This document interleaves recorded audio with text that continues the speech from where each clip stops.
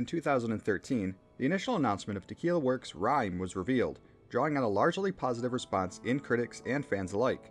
The warm reception convinced Sony to acquire rights to the IP, allocating the team a sizable budget to work with in order to fulfill their promises of the game. After it became obvious that Sony was no longer intending to do anything with the game, Tequila Works reacquired the IP, and the game later released as a multi-platform experience.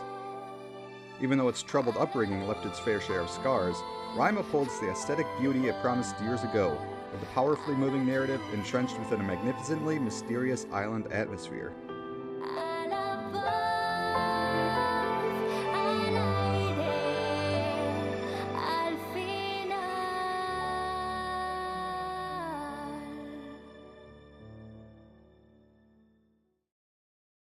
RiME is the story of a young boy who, after being shipwrecked on an uncharted island, begins to navigate his surroundings with the help of a small, playful fox, a spirit of the island.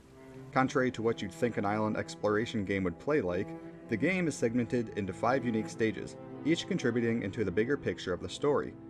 Initially, I was skeptical about the linear feel to the game, wishing I could instead embark on my own quest of exploration and secret searching.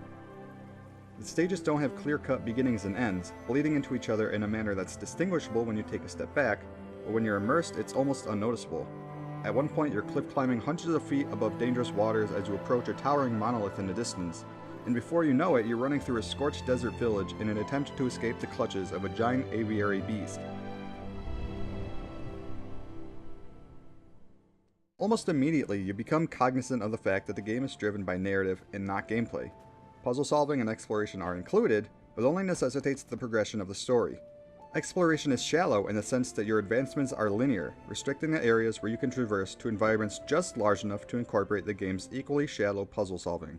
The most satisfying and well-constructed puzzles were the ones that involved day and night manipulation and perspective bending, and if the game substituted some of the puzzles that felt more like fetch quests with more of those, the game would have severely benefited. A little more care into the game's mechanics would have resulted in a more well-rounded experience. Directional inputs through the controller don't always work in unison with the angle of the camera, requiring me to slowly rotate analog sticks until the boy prompts me to jump or scale a wall in the direction I'd like to go. Object interaction isn't unresponsive, but you do have to position yourself in just the right place, which, at its worst, becomes mildly annoying. RiME has its own set of collectibles, ranging from stuffed animals to stone keyholes to peer into, revealing shreds of the backstory. I highly encourage you to spend a little extra effort in finding as many collectibles as possible.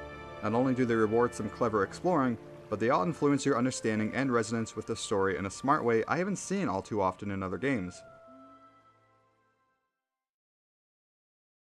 Regarding the narrative itself, the adventure is much more enjoyable than its conclusion. Everything is shrouded in mystery, the lore is engaging, and you're never in one type of environment for too long, making the game seem to move at a steady, relaxing pace. Each character is brilliantly unique, from giant stone guardians to devious shadow figures, and complements RiME's art direction masterfully. Still, their purposes never became quite clear to me even as the game reached closure, so you may have to look to the internet after your first playthrough for clarification. The game's diverse, mysterious splendor results in an emotional conclusion, but with a payoff that I personally don't feel was deserved or sensible. RiME's greatest strength is how gorgeous it looks from beginning to end.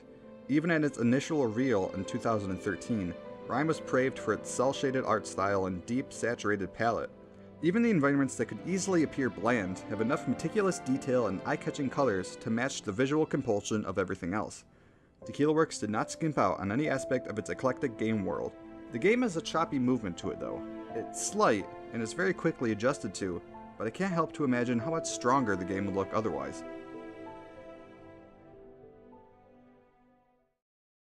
Thankfully, the game has one of the most elegantly orchestrated soundtracks my ears have ever had the pleasure of hearing.